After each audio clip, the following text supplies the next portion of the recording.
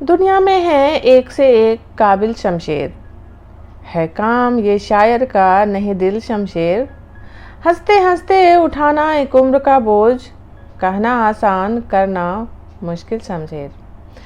कवि शमशेर बहादुर सिंह की इन्हीं काव्य पंक्तियों के साथ मैं भारती कुमारी आप सबका स्वागत करती हूँ। नमस्कार। यह है कहानियों का अद्भुत संसार, किस्सा कहानी, कहानियाँ जिनमें हम लिखते हैं खुद को। आज फिर मैं आप सबके लिए हाजिर हूँ लेकर मशहूर व्यंग्यकार हरिशंकर परसाई जी की एक व्यंग्य रचना जिसका शीर्षक है वनमानुष नहीं हंसता। 2 महीने पहले मेरा एक लेख हास्य और व्यंग्य पर छपा था। उसे पढ़कर कुछ लोगों ने मुझसे रूबरू कहा और कुछ ने लिखा, ऐसा मालूम होता है कि आप हंसने के खिलाफ हैं, आपको कठोर व्यंग्य पसंद हैं। आदमी के हास परिहास से आपको क्यों ऐतराज है? मुझे कैफियत यह देनी है कि मैं व्यंग्य इसलिए लिखता रहा हूँ कि ऐसी स्वस्थ स्थितियाँ बने कि हर आदमी हंसता हुआ दिखे, कोई मनहूस, चिंतित या रोनी सूरत का ना हो। हंसना बहुत अच्छी बात है। प्राणियों में मनुष्य ही ऐसा है जिसे हंसने की क्षमता प्रकृति ने दी है। पंडित हजारी प्रसाद द्विवेदी जी ने एक निबंध में लिखा है, मैं चिड़ियाघर देखने गया। मैं बड़ी देर तक वनमानुष को देखता रहा। वो मनहूस चेहरा लिए था। वनमानुष हंसता नहीं है। द्विवेदी जी ये कहना चाहते हैं कि जो आदमी हंसता नहीं है वो वनमानुष होता है। ये निबंध दूसरे महायुद्ध के समय लिखा मालूम होता है। वो लिखते हैं कि अगर तानाशाह, हिटलर और मुसोलिनी को हंसी के इंजेक्शन दे दिए जाएं तो वो हंसने लगेंगे। उनकी क्रूरता, कठोरता जाती रहेगी। वे मानवीय और लोकतांत्रिक हो जाएंगे। मैंने हिटलर, मुसोलिनी और स्टालिन के सैकड़ों चित्र तब देखे थे, किसी के चेहरे पर हंसी नहीं होती थी। बाद में स्टालिन का एक चित्र प्रचारित हुआ। एक बच्ची गुलदस्ता भेंट करने आती है और स्टालिन मुस्कुराते हुए उसे उठा लेते हैं। इस चित्र का प्रचार रूस में और विदेशों में बहुत किया गया। अब रूसी नेता ही कहते हैं कि वह चित्र एक योजना के तहत खिंचवाया गया था। ये दृश्य रूसी सर्कस फिल्म के अंत में भी मैंने देखा था। हंसना मन की निर्मलता है। जोनाथन स्विफ्ट ने लिखा है, जितनी देर आदमी हंसता है उतनी देर उसके मन में मैल नहीं रहता, उतनी देर उसका कोई शत्रु नहीं होता, ईर्ष्या, द्वेष, घृणा के भाव नहीं रहते। पर मैंने ईर्ष्या और द्वेष की हंसी भी देखी है। मैंने निर्मल हंसी की बात की है। दूसरी तरह की गर्हित हंसी भी होती है। वनमानुष मनहूस रहता है, हंसता नहीं है। लकड़बग्घा हंसता है। कवि चंद्रकांत देवताले के कविता संग्रह का नाम है लकड़बग्घा हंस रहा है। लकड़बग्घे की हंसी की बात बाद में करूंगा, पहले मनुष्य की निर्मल हंसी की बात। मैंने पंडित हजारी प्रसाद द्विवेदी जी की बात ऊपर की है। वे बैठते तो हंसी का फुहारा छूटता। ना जाने किन किन स्थितियों में वे हाथ से निकाल लेते थे और बिखेर देते थे। देवताओं, ऋषियों, मुनियों को में भी वे हंसने लायक प्रसंग निकाल लेते और अपनी टिप्पणी लगाकर अट्टहास करते और सबको हंसाते। बलराज साहनी शांति निकेतन में अध्यापक रहे थे। उन्होंने ये कार्य छोड़ दिया, पर शांति निकेतन उन्हें याद रहा। उन्होंने लिखा है, शांति निकेतन से आने वाले पूछते हैं वहाँ के क्या हाल हैं। पंडित जी हंस रहे हैं ना। उनके छात्र बताते हैं, शांति निकेतन में वृक्षों की छांव में कक्षाएं लगती थी। अध्यापक छात्रों के साथ छाया में बैठ जाते थे। द्विवेदी जी छात्रों को लेकर किसी वृक्ष के नीचे बैठते तो पास के अध्यापक अपने छात्रों से कहते, चलो कहीं और बैठकर पढ़ेंगे। इधर वे हजारी प्रसाद आ गए, वे हंसेंगे। द्विवेदी जी मंडली में बैठते तो मामूली बात से विनोद निकालकर हंसते और हंसाते। एक बार राजकमल प्रकाशन में हम लोग बैठे थे। वे कहने लगे, ये विदेशी लोग हमारे परिवारों को नहीं समझते। पोलैंड की एक शोध छात्रा मुझसे मिलने वाराणसी गई। मैं लखनऊ गया हुआ था। दिल्ली लौटकर उसने मुझे चिट्ठी लिखी, मैं आपके दर्शन हेतु वाराणसी पधारी थी। आपके दर्शन नहीं हो सके, परंतु आपकी सुपत्नी से भेंट हुई। द्विवेदी जी अट्टहास करके बोले, एक तो ये लड़की गई नहीं, पधारी, फिर वो मेरी पत्नी को सुपत्नी समझती है। वो समझती है हमारे यहाँ सुपुत्र होता है तो सुपत्नी भी होती ही होगी। ये नहीं जानती कि भारत में कोई सुपत्नी नहीं होती। क्यों शीला जी? एक और गप गोष्ठी में द्विवेदी जी कहने लगे, एक विश्वविद्यालय में मैं मौखिक परीक्षा लेने गया। साथ में एक प्रोफेसर और थे। एक छात्रा घबराती हुई आई। मेरे साथी ने उससे पूछा, मीरा की विरह वेदना का वर्णन करो। लड़की ने 2 वाक्य बोले और वो रोने लगी। हमने उससे जाने के लिए कह दिया। मेरे साथी ने कहा, उस लड़की को तो कुछ नहीं आता, वो रोने लगी। मैंने कहा, आता क्यों नहीं? आपने वेदना का वर्णन पूछा और वो रोने लगी। वेदना का इससे अच्छा वर्णन और क्या हो सकता है भला? और इस पर ठहाके लगे। निर्मल मन हो तो कहीं भी निर्मल विनोद मिल जाता है। मेरा 2 साल का नाती छोटू मेरी कुर्सी से लगे तख्त पर बैठता है। मैं अखबार पढ़ता हूँ, वो अपने बुद्धिमानी से खेलता है। सुपारी तम्बाकू की डिबिया खोलता है, कलम रगड़ता है, पत्रिका का पन्ना फाड़ता है। मैं उसे कहता हूँ, छोटू उधम मत करो। वो सयाने आदमी की चालाकी और अदा से कहता है, तुम तो पढ़ो, तुम पेपर पढ़ो ना। उसकी इस बात से परिवार को हंसी आ जाती है। हंसना सबसे प्रभावी मानवीकरण करता है। सूरदास तक अमानवीय, क्रूर, घृणित, कठोर पंथ चलते थे जिसमें नरबली, रक्त स्नान, सब साधना, कापालिक, कर्म, हठयोग आदि ने समाज का अमानवीकरण कर दिया था। सूरदास ने सबसे अधिक कृष्ण की बाल लीला से मानवीकरण किया। भक्ति आंदोलन एक क्रांतिकारी आंदोलन था। इस आंदोलन ने मानवीकरण किया, आस्था और आशा दी। अब इन वर्षों में दंगे दे रहा है जिनमें सूरदास के बाल कृष्णों को काटा जा रहा है क्योंकि किसी बच्चे का बाप मंदिर जाता है तो और किसी का मस्जिद। मैं गंभीर हो चला, पर बात निर्मल हास्य की कर रहा था जो जीवन में बिखरा है, रुदन से वक्त निकाल कर। हास्य की बात करता हूँ।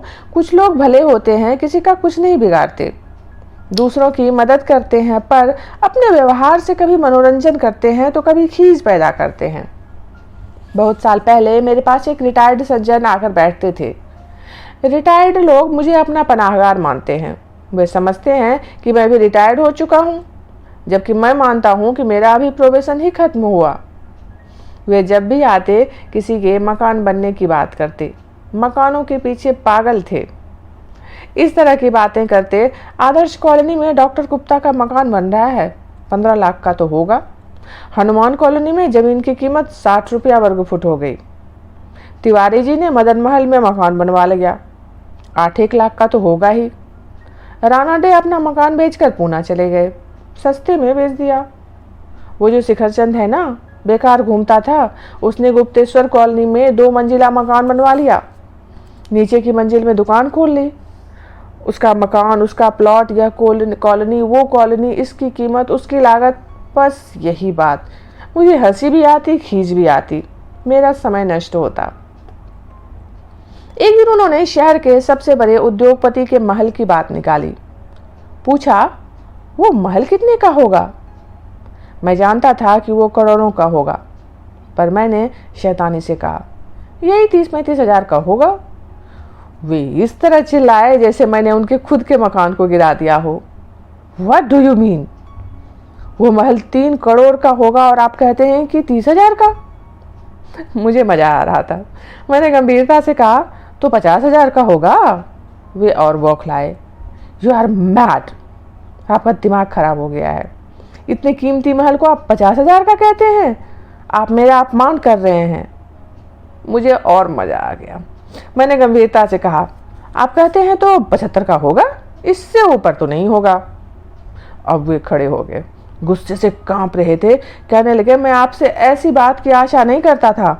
आप सरासर मुझे तमाचा मार रहे हैं। आपका लिहाज करता हूँ, दूसरा कोई ऐसा कहता तो मैंने कहा, अरे मजाक कर रहा था। असल में उस मकान के 15 करोड़ लग चुके हैं और मकान मालिक नहीं बेच रहे हैं। वे फिर चिल्ला उठे, आप फिर उठपटांग बात करते हैं। उस पुराने कमजोर मकान को 15 करोड़ में कोई पागल ही खरीदेगा? क्या रखा है उसमें गिरती दीवारों के सिवा? अब वे मेरी बात मान लेते कि वो 30 हजार का है। मैंने कहा, देखिए यह मकान ना मेरा ना आपका, ना वो मेरा होगा ना आपका होगा, मगर हम आधे घंटे से उस मकान की कीमत पर लड़ रहे हैं। वे थोड़ी देर चुप रहे और फिर हंसने लगे। यह तो मैंने एक व्यक्ति की बात की जिसके दिमाग पर मकान छाया हुआ था, पर हास्य और विनोद की स्थितियां जीवन में हमेशा ही आती हैं। मैं और मेरा एक मित्र एक सुसंस्कृत परिवार में नाश्ते पर बुलाए गए। टेबल पर बढ़िया पकवान, मिठाई और फल रखे थे। हमसे मेजबान दंपति ने, जो टेबल के दूसरे छोर पर बैठे थे, कहा, ग्रहण कीजिए। मैंने एक रसगुल्ला उठाया। मेजबान से कहा, आप भी तो खाइए। उन्होंने कहा, अरे साहब आप खाइए, हम तो खाते ही रहते हैं। मैं एक क्षण को स्तब्ध रह गया। सोचा, ये समझते हैं कि हम भूखमरे हैं जिन्हें आज मिठाई खाने को मिल गई। पर दूसरे ही क्षण में ठहाका मारकर हंस पड़ा। वे सरलता में बोल गए थे। उन्होंने हंसने का कारण पूछा तो मैंने बता दिया। वो भी हंसने लगे थे। एक जगह कवि गोष्ठी थी। हॉल भरा हुआ था। कवि भवानी प्रसाद मिश्र भी थे। भवानी भाई कविता पढ़ते हुए आंखों का हाव भाव का, मुख मुद्रा का प्रभावकारी उपयोग करते थे। उनकी आंखें आई थी और वे काला चश्मा लगाए थे। उनसे कविता पढ़ने को कहा गया तो वो लाचारी से बोले, मैं क्या कविता पढ़ूं, मेरी तो आंखें आई हैं। मेरे मुंह से निकल गया, आप कविता कहिए, आंखें मैं मटका दूंगा। सब लोग हंस पड़े। भवानी भाई भी हंसे और मन से कविता पढ़ी। किसी किसी आदमी के तकिया कलाम हो जाते हैं, जैसे क्या कहा, समझे कि नहीं, ठीक है ना, आई टेल यू ऑनेस्टली। एक मालगुजार मुझसे बात कर रहे थे बेटे के बारे में। गांव में लड़का मैट्रिक हो गया तो हमने उठाए के उसको जबलपुर भेज दिया। वो बुआ के पास रहता था। हमने उसको उठाए के साइकिल भी खरीद दी और उठाए के 3 जोड़ी सूट सिला दिया। कहने लगा कि अब लूना चाहिए, कॉलेज दूर है, तो हमने उठाए के लूना भी खरीद दिया। फिर कहने लगा कि पढ़ाई कच्ची है तो हमने उठाए के ट्यूशन भी लगा दिया। मैं बड़े मुश्किल से उठाए के हंसी रोके था। जब लगा कि फट पड़ूंगा तो उठाए के बहाना बनाकर खिसक दिया। मेरे साथी अध्यापक को स्कूल में एक समारोह में स्वागत भाषण देना था। उन्होंने मुझसे कहा कि अच्छा भाषण तैयार कर दो, तो मैंने करवा दिया। फिर मैंने कहा, तुम्हारी आदत बार बार समझे कि नहीं कहने की है, तुम सावधान रहना, मैं तुम्हारे पास बैठूंगा, तुम्हारे मुंह से समझे कि नहीं निकला तो मैं तुम्हारा पांव दबाऊंगा। सामने बहुत से लोग शहर के बैठे थे। मेरे साथी ने भाषण शुरू किया, देवियों और सज्जनों, समझे कि नहीं। मैंने उसका पांव दबाया। आज हमारा बड़ा सौभाग्य है कि आप हमारे विद्यालय में पधारे हैं, समझे कि नहीं। फिर मैंने पांव दबाया। हमने इस वर्ष कई प्रतियोगिताएं आयोजित की, समझे कि नहीं। मैंने फिर से पांव दबाया। वे कहने लगे, अब पांव दबाओ चाहे कुछ करो, समझे कि नहीं। हमने निबंध लेखन प्रतियोगिता, वाद विवाद प्रतियोगिता की, समझे कि नहीं। मैं हार गया और वे समझे कि नहीं की झड़ी लगाते रहे। कवि शमशेर बहादुर सिंह ने मुझे अपनी कीमत पर हंसाया और खुद भी हंसते रहे। मैंने कहा, शमशेर जी, वसुधा में 1957 में हमने आपकी एक कविता छापी थी, वो मुझे अभी भी याद है। दुनिया में है एक से एक काबिल शमशेर, है काम ये शायर का नहीं दिल शमशेर। हंसते हंसते उठाना एक उम्र का बोझ, कहना आसान करना मुश्किल शमशेर। शमशेर जी ने बड़ी संजीदगी से कहा, तुम में घटिया कविता याद रखने की विकट प्रतिभा है। एक क्षण में स्तब्ध रहा और फिर हम दोनों खूब हंसते रहे। इस तरह का हास्य निर्मल होता है, कोई खोट ना हो तो, फुहड़ता नहीं होती, किसी को चोट नहीं पहुंचती, पर नीच फूहर हास परिहास भी होता है। किसी की मजबूरी पर हंसते लोग मैंने देखे हैं, विकलांगता, गरीबी, दुख पर हंसते लोग भी मैंने देखे हैं और उन पर थूक देने की तबीयत हुई है। किसी को जानबूझकर चोट पहुंचाकर हंसना नीचता है, ये हंसने वाले को गिराती है। निंदा गोष्ठियां बहुत होती हैं, 4-5 लोग बैठकर किसी की निंदा करके मजा लेते हैं, हंसते हैं। अक्सर छोटे लोग अपने छोटेपन की कुंठा से मुक्ति पाने के लिए बड़ों की निंदा करते हैं और हंसते हैं। जब उन 7 हंसने वालों में से कोई उठकर चला जाता है तो उसकी निंदा करके बाकी लोग हंसते हैं। ये परस्पर मित्र कहलाते हैं, पर कोई किसी का मित्र नहीं होता। इनके परस्पर प्रेम का आधार दूसरों के प्रति घृणा होता है। वनमानुष नहीं हंसता, पर लकड़बग्घा हंसता है। चंद्रकांत देवताले के कविता संग्रह का नाम है लकड़बग्घा हंस रहा है। मैंने लकड़बग्घा नहीं देखा, चिड़ियाघर में भी नहीं देखा। जिन्होंने देखा है वे बता सकते हैं कि ये क्रूर जानवर हंसता है या नहीं। हंसता होगा तो उसकी हंसी मगर के आंसू जैसी होती होगी। क्रूर कर्म करके हंसना, दूसरों को पीड़ा देकर हंसना, ये लकड़बग्घे की हंसी है। मैंने मनुष्य के अवतार में कई लकड़बग्घे देखे हैं, सभी ने देखे होंगे। दंगों में आदमी लकड़बग्घा हो जाता है। लोगों को मारकर घर में आग लगाकर जो अट्टहास करते हैं वे लकड़बग्घे होते हैं। अंधे की लाठी छीनकर उसकी घबराहट पर हंसने वाले भी देखे हैं।